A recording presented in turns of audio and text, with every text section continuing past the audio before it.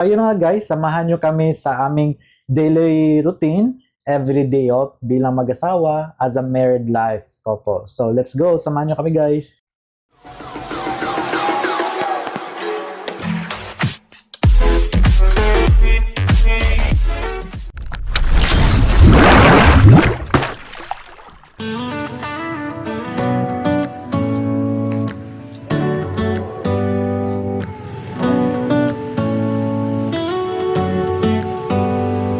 Do you hear that?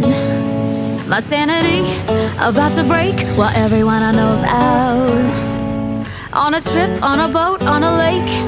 I'm tired of feeling all FOMO, babe. I don't even care if we stay home. Put our to-do list on ice. Crank the AC to 79 and make a little island right here. And there ain't a palm tree in sight, but there's not a cloud in your blue eyes. If we need a drink, I'll be the bartender. I got a fifth of Patron and a blender. Baby, slipping on a swimsuit is overrated. We don't need a beach to get a half naked. Life's too short, let's not waste it. Cause paradise is wherever we make it. Paradise is wherever we make it. Till the sun's up Monday, we'll tell our phones, do not disturb. I got my straw hat, babe. And you can finally pull the tags on your Tommy Bahama shirt. Blue crush up on the 85-inch sound machine when we wanna hear the ocean. I think everything we need is right here. And there ain't a palm tree in sight, but there's not a cloud in your blue eyes. If we need a drink, I'll be the bartender. I got a fifth of Patron and a blender. Baby, slipping on a swimsuit is overrated. We don't need a beach to get a half naked. Life's too short, let's not waste it. Cause paradise is wherever we make it. Paradise is wherever we make it. Oh, this view of you, it's got everything I need. Yeah, the rooms, they're cheap. And if we don't wanna, we don't ever, ever, ever have to leave. Yeah, there might not be a palm tree in sight, but there's not a cloud in your blue eyes. If we need a drink, I'll be the bartender. I got a fifth of Patron and a blender. Baby, slipping on a swimsuit is overrated. We don't need a beach to get a half naked. Life's too short, let's not waste it. Cause paradise is wherever we make it. On ice. Paradise is wherever we make it. AC to 79. Paradise is wherever we make it.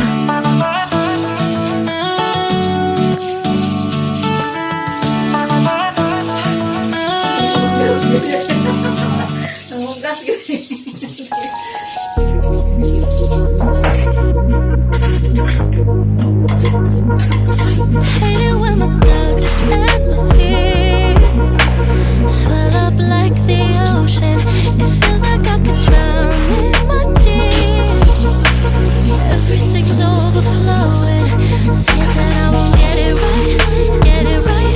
My nerves are working overtime, overtime. Tell myself to calm down and breathe. Step out of the shadows, into the fire. Don't be afraid to go out on a wire. Live in the moment, turn it up louder. This is what you're made for. You just gotta be fearless. You just gotta be fearless. You just gotta be fearless. You just gotta be F-E-A-R-L-E-S-S. Fearless. Once I get in and I put it in try, ain't no more stopping me.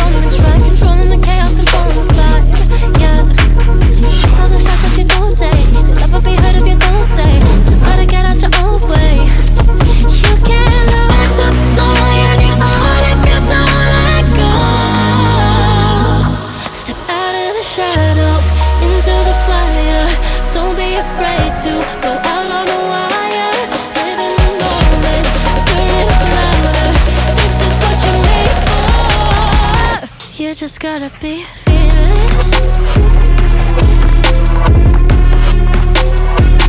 You just gotta be. Hi guys! Welcome ulit sa aking YouTube channel at Rexmon Morales Vlog. So for today's video guys, so since today is my day off, so Friday, Saturday kasi yung day off ko guys. So yun na nga guys, at since nakauwi na kami, so sinundo ko na yung asawa ko. So ngayon, dito kami sa bahay. So for today's video guys, so ipapakita ko sa inyo or namin sa inyo yung sweet little home namin guys. So living in a tiny apartment dito sa Davao City. So samahan nyo kami guys. So let's go. Tapos tayo magluluto ng aming almusal.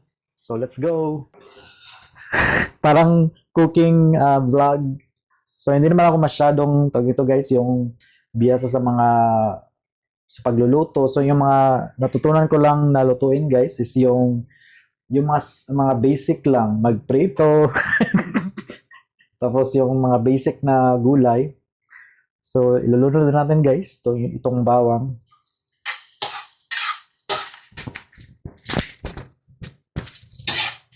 So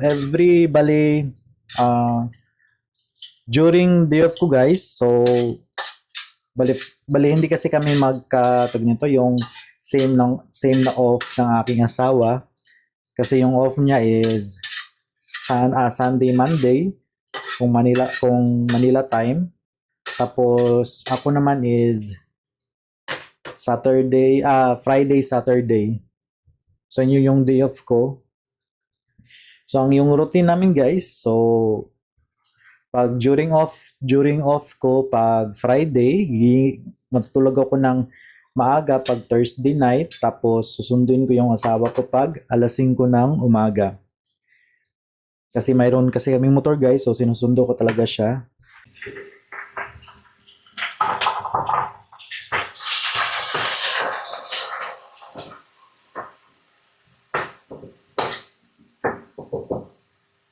So simple lang yung ulam namin guys. Yan, corned beef.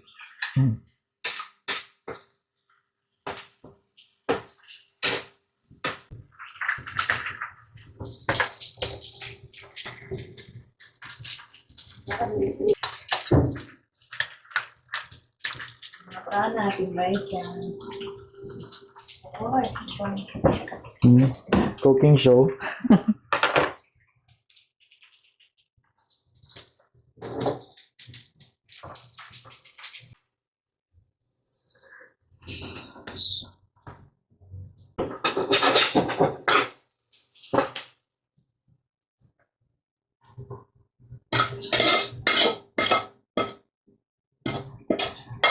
Tapos ito naman sunod guys.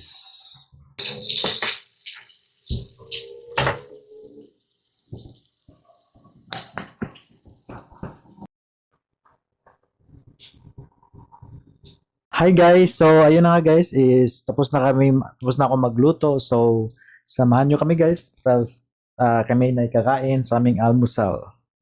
So let's go. So pray muna tayo guys. In the name of the Father, and to the Son, and to the Holy Spirit. So Lord, thank you for this food, for this beautiful morning, na more nutrients will come in our body, and always bless us with your Holy Spirit and with your abundance of food. In Jesus' name, amen. In the name of the Father, and to the Son, and to the Holy Spirit. Amen. Thank Let's eat, you, guys. my loves. Ano masasabi mo sa ating niluto? Niluto ka, nagluto na. Sa niluto ko, okay lang ba? Got my Ha? request, breakfast. Thank you, my loves. So let's go guys. Sure, kasakto na sa mo. Paano ba niya? Mabi, ice cream no. Paano niya po ito?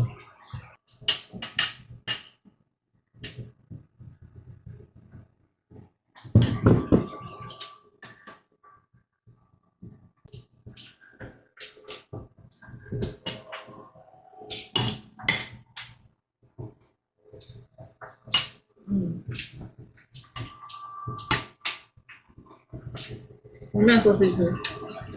Guys, so while kami kumakain, so meron akong quick question. So since kami kumakain ngayon. So, this quick question is related sa food.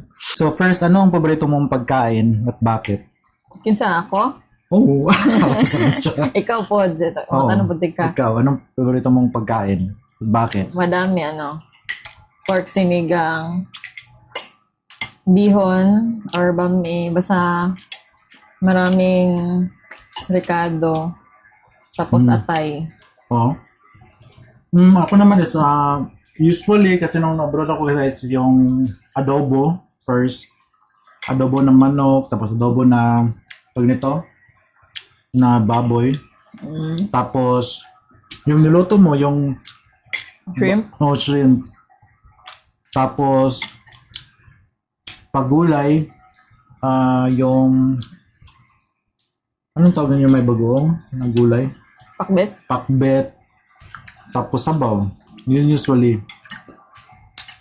Kasi, bakit guys? Kasi, nung dati kasi, nung nasa Saudi ako, guys, yung nag-abroad ako, yun kasi yung palagi kong usually na niluluto na ako doon. Tapos yung sa So yung yung sa specialty shrimp, niya, adobo. kaya nga. Yummy.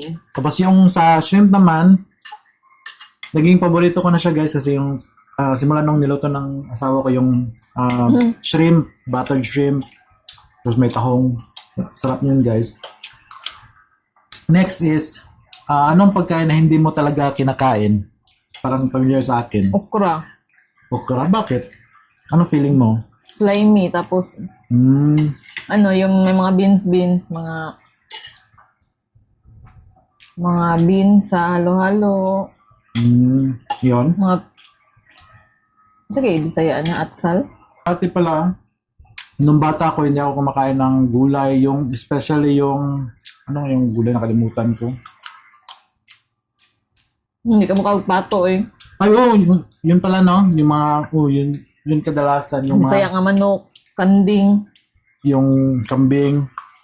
Pero pag wala na talaga akong choice, guys, lalo na pag wala na kaming pagkain or yun yung kakainin namin sa event or ano bang okasyon. So, kainin ko talaga, guys. Walang choice kasi kaysa magutom, di ba?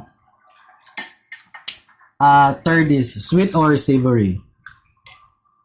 Sweet. Sa akin, sweet din. Homemade food or fast food? Homemade food. Same, homemade food din sa akin. Mas masarap talaga yung homemade food, no? Tapos, Unhealthy kasi yung fast food. kaya nga. Ano ang comfort food mo kapag stress ka? Ice cream.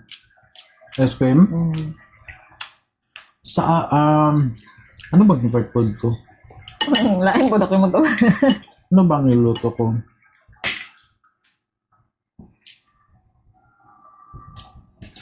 Pag stress ako guys, yung kinakain ko yung usually yung mga fast food. Mga snacks. Snacks, fast food. Yan yung kadalasan ko. So that's for today's video guys. So for more videos, so don't forget to like, share, at subscribe sa aming YouTube channel at Rexmon Manares Vlog. So for next video guys, is if meron kayong mga suggestion na gusto nyong ipa-content sa amin or gusto nyong ipagawa sa amin, so comment in our YouTube channel any video suggestion you would like us to do in the next video. thank you guys. Bye. See you!